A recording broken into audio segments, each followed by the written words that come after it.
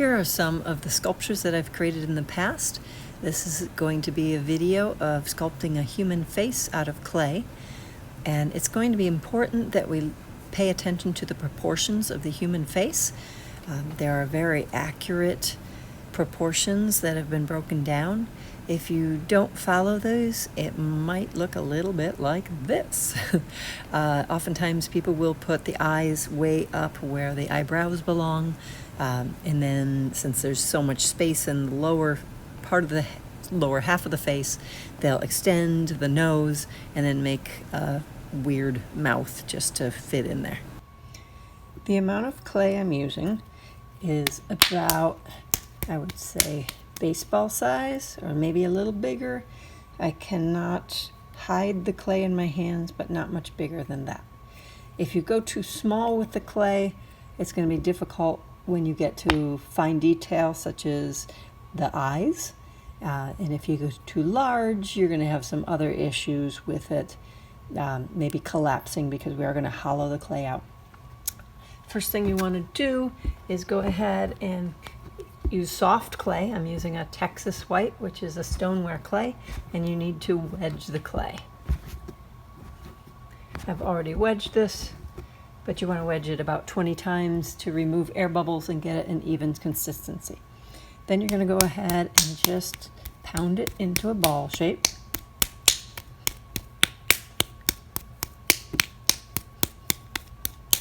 Basically just hitting any area that's sticking out. Really simple. Doesn't have to be perfect. So then I'm going to go ahead and create an egg shape out of it. Just kind of choose where you want the narrow part to be, choose where you want the top part to be, and just kind of angle your hand and make sure you are rotating that ball around all directions.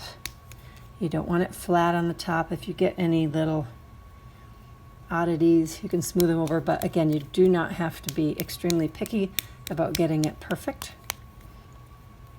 One thing I strongly recommend is when you think it's in a nice egg shape, close your eyes, actually close your eyes, and turn the ball of clay and just feel. And if you feel any flat spots, like sometimes people have something like that, you can feel it better than you see it. So just push those spots in. Nice, even egg shape. Now we're going to take a look at some facial proportions.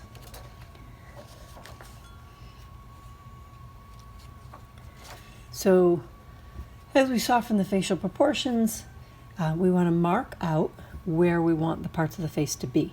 So it's a little difficult to go from that flat two-dimensional drawing that I showed to the three-dimensional clay. So I've got a couple tricks for that. One, I'm going to go to the very tippy top of the egg, and I'm going to make just a little mark, and then the very bottom of the egg, make another little mark there. Now, instead of using a ruler to mark the center of the face, which is where the eyes will be, the ruler doesn't really bend well, so I just cut a little strip of paper. So I'm just going to go ahead and put it on that top mark, bring it down to the bottom mark. I'm going to tear my piece of paper off.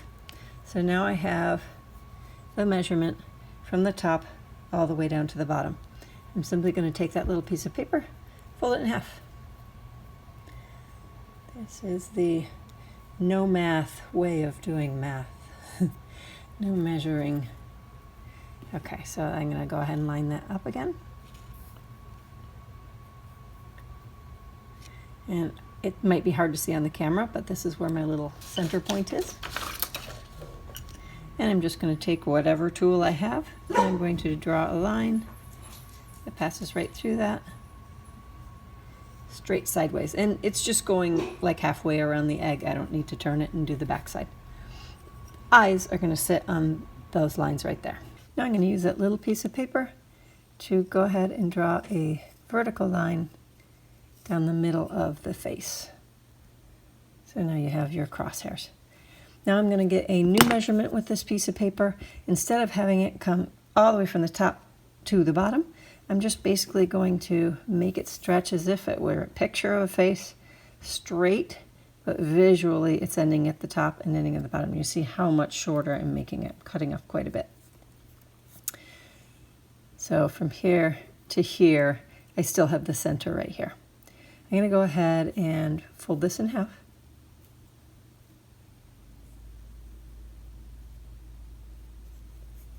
And then I'm going to fold it in half again, so I end up with quarters.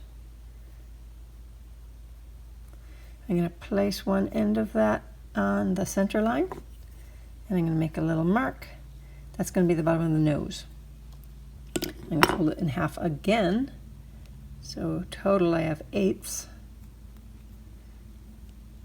Make a little mark right here, and that basically is going to be the bottom of the mouth. Those are your basic proportions of the face. Now, basically when you do it this way, you end up with kind of no chin, and you don't really have, it's still an egg shape, you don't really have a cranium sticking out, and then this dents in right here, so you have your bones up there. So what I do is I take my thumb and I start just kind of pushing in and pulling forward. Round on this side too. You don't want to make it square though. If you can see, that's starting to get kind of a square edge. So then I want to round it out. This is going to be the cranium, which sticks out quite a bit. I can kind of move the whole thing forward. You got a jawbone right here. That can be kind of square down at the bottom, but this has to stay nice and round up here. Make sure you do both sides. You can even press in just a little bit right there to get kind of a cheekbone to stick out like it's a skull. And I'm kind of pulling some of that clay material up so I have the start of a chin, even though I will be adding more clay onto there eventually. Probably a good thing to do at this point would be, again, to kind of hold it with your eyes closed and turn it around and make sure you don't have any really sharp edges, except maybe right here. Like I said, that can be a little bit square. Top should be very, very round, including the back of the cranium. Next step is I'm going to measure the width of the eyes. So just like I changed the paper before to basically fit like the visual flat side to side of the head, I'm going to do the same thing here. So I'm not wrapping it around, I'm just kind of holding the paper flat and tearing a piece off like this. Now you have to divide this piece of paper into 5 equal sections. So if you folded it in half first, there's no way to get 5 equal sections. You can't really do that. So instead, what you have to do is kind of go back and forth and make an S with it. So it's kind of like a ribbon candy. And you want to make 5 sections here. So I have 1, 2, 3, 4, 5, but they're not all even on the end. So I just kind of adjust a little bit at a time till I have them even, and then I'm going to squish them.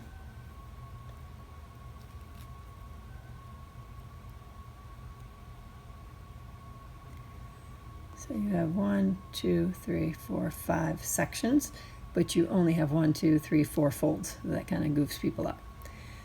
Now I'm going to go ahead and I'm not going to put a fold in the middle. I'm going to put the center of the paper, which is actually halfway between 2 folds right here. And then I'm going to go ahead and mark.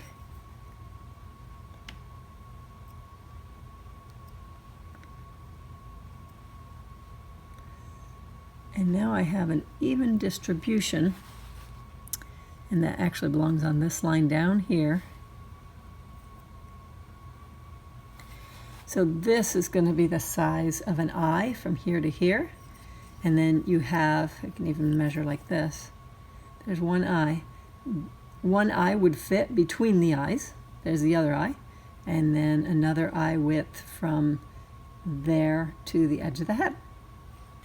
So the clay that I'm using is stoneware clay. I'm using Texas white, but you can use stoneware or earthenware. This is clay that needs to be fired to save it. If you don't fire it, it basically would just disintegrate if it got wet. If you were to dry this out and fire it solid like this, chances are it would blow up because the water inside, in the middle of it, really isn't going to have a chance to escape. So when water heats up, it, as hot as this clay is going to go, it expands 1,500 times its size when it turns to steam, and your face would go bye-bye. So what we're going to do is hollow out the head. So it might be smart to hollow it out where the neck would go, which basically is right about this whole area. So you may even want to draw a circle, to know where your hole would go. But I want to angle that hole up into the cranium. I don't want to just hollow it out in here. So pretty simple. You take a loop tool, which might look like this metal loop here on this wooden handle, or it might be more of a wire type loop tool, but you're simply going to dig the clay out like you're scooping out its brains, like we're in Egypt, except I guess they took the brains out the nose. Lovely fact. And I'm just going to turn this tool and start scraping out.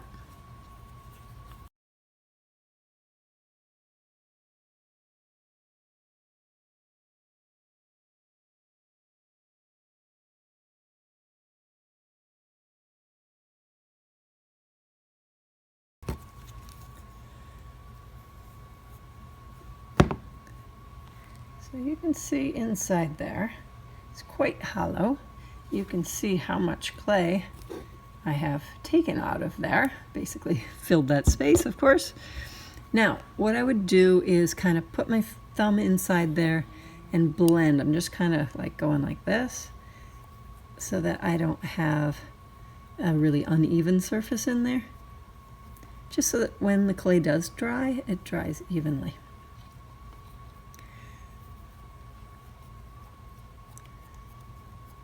So basically I have a pinch spot without having done the pinch method. Okay, so this area here is larger than I would like it. So what I can do is I can make some coils and I can fill that in.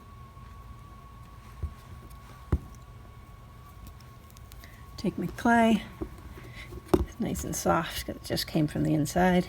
Wedge it up a little bit. Roll it out.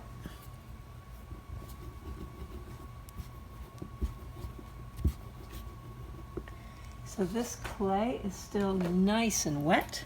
So what I'm going to do is just squirt a tiny bit of water instead of slipping and scoring on there. I'm going to score. I'm still going to scratch the clay up. But I don't need to add slip because this is kind of sticky wet.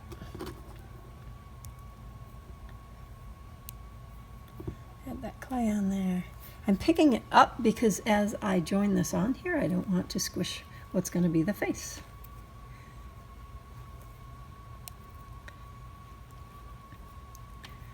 And this is going to look weird for now because, of course, the little guy has no neck. But adding that coil will make this a little bit stronger so that as I'm sculpting the face, it doesn't collapse on me. The thickness of this is probably about the thickness of my finger. Like that. That's how thick it is. The whole wall, all the way inside. As you're scooping out the inside, you definitely need to, at various points, kind of feel with your fingers to see how thick you are. It's possible you might go through the shell of this. If you do, you just take some clay and score it on there and fix it up. Okay, I'm going to just kind of reshape the little face. If you find that this is too mushy to work with, you definitely could take some dry newspaper and crumple it up and push it in here, or some recycled plastic and stuff it in there so you don't have to worry about kind of collapsing it.